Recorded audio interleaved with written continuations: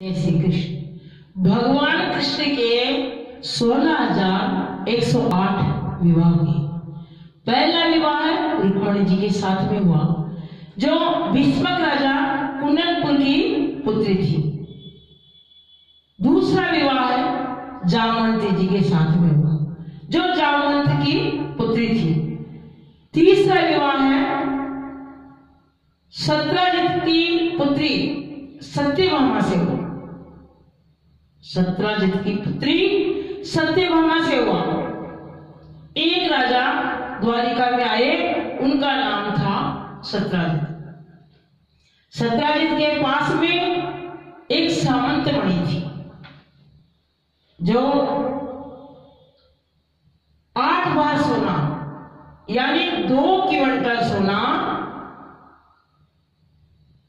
रोज उस मणि से निकलता था। 2 क्विंटल स्वर्ण रोज उस सामंती मणि से निकलता था।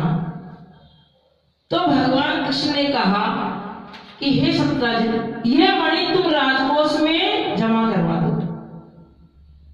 जिससे समाज का कल्याण हो। लेकिन सत्यजित के भाई प्रसून वह मणि पहन ली और सत्यजित ने मना कर दिया। अब जब प्रसून ने मणि पहन ली और उसके बाद में वो जंगल में चला गया, तो भगवान कृष्ण जी के चोरी का कलंक लग गया। कृष्ण जी को लगा कि काजल से भी ज्यादा काली चीज क्या है, सज्जनों कलंक। जल से पतला कौन है, कौन भूमि से भारी, कौन अग्नि से तेज है, कौन काजल से कारी। जल से पतला ज्ञान है, पाप भूमि से भारी, क्रोध अग्नि से तेज है, कलंक काजल से कारी। कलंक बड़ा विचित्र है। भगवान के भी कलंक लगा है। कैसा कलंक? प्रसन्न जब सत्यजित का भाई प्रसन्न जंगल में चला गया मणि पहनकर, तो उस मणि को एक सिंह ने मारकर मणि छुड़ा ली। फिर जामवंत जी जंगल में आए तो उन्होंने देखा कि मणि सिंह के पास में है। तो उन्होंने जामवंत जी ने उसको मार दिया, सिंह को मार दिया और अपनी पुत्री को खेलने के लिए, जामवंती को खेलने के लिए उस मणि को दे दी। अब भगवान ने सुना कि अपने कलंक लग गया है चोरी का, तो उस मणि को प्राप्त करने के लिए भगवान कृष्ण जंगल में चले गए। 10-5 सैनिक ले गए और वहां देखा रास्ते में तो प्रसून मरा पड़ा हुआ था। फिर आगे चले तो देखा कि सिंह के पैरों के निशान हैं। फिर आगे चले तो रीछ के पैरों के निशान जब दिखाई दिए उन्होंने, तो अब चलते चलते एक गुफा के द्वार पर पहुंच गए और जैसे ही अंदर गए तो जामवंत जी बैठे थे। भगवान उनको पहचान गए। उन्होंने कहा कि मेरे दरवाजे पर कौन है? जामवंत जी ने भगवान कृष्ण को पहचाना नहीं। उन्होंने कहा कि मेरे दरवाजे पर कौन है? तो कृष्ण को मारने के लिए जामवंत जी दौड़े। कृष्ण और जामवंत जी के बीच भयंकर युद्ध हुआ। दोनों के बीच घमासान युद्ध हुआ और जामवंत जी की नस नस ढीली हो गई। उन्हें राम जी का स्मरण आया कि राम जी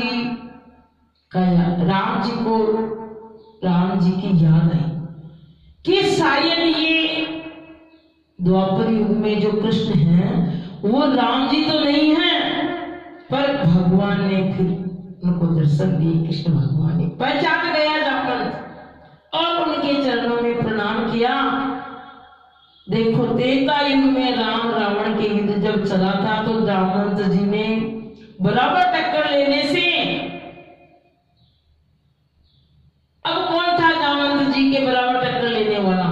तो उसने कहा कि भगवान राम को कि मैं ही तो 2-2 हाथ हो जाता हूं। तो भगवान राम ने कहा कि जब कृष्ण का अवतार होगा मेरा, तब तुम मेरे से युद्ध करना। आज भगवान कृष्ण ने युद्ध किया और युद्ध करके उस जामवंती को भगवान कृष्ण ने पा लिया। अब देखो कि जामवंत जी ने अपनी पुत्री का हाथ भगवान कृष्ण के हाथ में सौंप दिया और जामवंत जी का विवाह, जामवंती जी का विवाह कृष्ण भगवान के साथ हो गया। अब तीसरा विवाह हुआ सत्यभामा से। भगवान कृष्ण द्वारिका वापिस आए और सत्यजित को मणि सौंप दी। सत्यजित ने कहा कि मुझसे बड़ा अपराध हो गया है। भगवान कृष्ण को बोला कि मुझे क्षमा करो और अपनी पुत्री सत्यभामा का विवाह सत्यजित ने कर दिया भगवान कृष्ण के साथ में, उसका हाथ सौंप दिया और वो जो मणि थी वो भी समर्पित कर दी। चौथा विवाह सूर्य की पुत्री कालिंदी से हुआ, जो यमराज की बहन थी, जो जीवन भर तपस्या करती रही कृष्ण भगवान को पति पाने के लिए। पांचवा विवाह मित्रवंदा से हुआ, जो अरविंद नाम के दो भाइयों की बहन थी। विंद और अरविंद उसके भाई थे, परम सुंदरी थी और मित्रवंदा के साथ उसका विवाह हुआ। छठा विवाह भगवान का सत्या से हुआ। एक नगरजित के राजा हैं, उनके यहाँ 7 बैल हैं।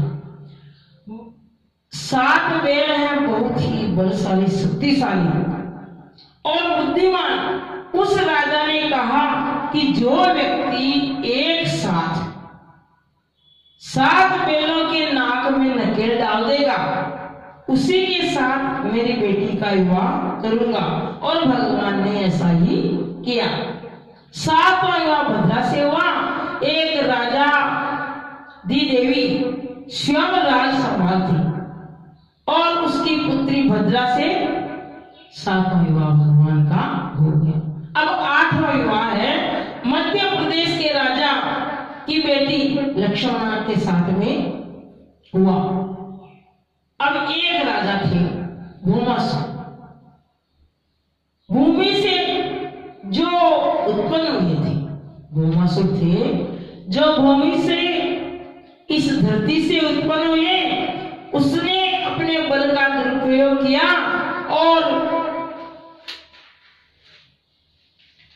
माता अदिति के कुंडल और वरुण को, माता अदिति के कुंडल और वरुण का जो छत्र है उसको चुराया था। राजकुमारियों का हरण करता और फिर क्या करता कि उन्हें बंदी गृह में बनाकर रख लेता और उस बंदी गृह में डाल देता। और मन में क्या संकल्प किया उस भूमासुर ने कि 20,000 राजकुमारियां होने पर मैं उनसे विवाह करूंगा। अभी 16,100 राजकुमारियां थी और ये जब संदेश कृष्ण भगवान के पास पहुंचा तो ये बात जब कृष्ण भगवान को मालूम चली तो सत्यभामा के साथ भगवान कृष्ण ने युद्ध किया भूमासुर से और विचित्र युद्ध हुआ और भूमासुर को पराजित किया और मार दिया। और कारागृह में जब प्रवेश किया तो उन्होंने क्या देखा कि वहां 16,100 राजकुमारियां थी जो उनके नेत्र भगवान के सजल हो गए। अब ये सब कहां जाएगी? इस दुनिया में तो इनको कोई स्वीकार नहीं करेगा, यहाँ तक कि इनके माता पिता भी स्वीकार नहीं करेंगे। और क्योंकि इनके पास 2 ही रास्ते हैं इन राजकुमारियों के पास में, आत्मदाह या फिर कोई गलत रास्ता वेश्यावृत्ति। तो अब इनको अपनाएगा कौन?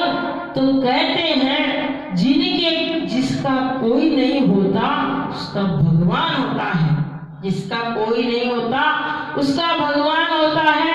और उन 16,100 रानियों को 100 जो राजकुमारियां थी उनको भगवान ने अपनाया और 8 राजकुमारियां पहले थी। ऐसे करके भगवान के 16,100 विवाह संपन्न हुए सबकी सहमति से। जय श्री कृष्ण, जय श्री कृष्ण, जय श्री कृष्ण।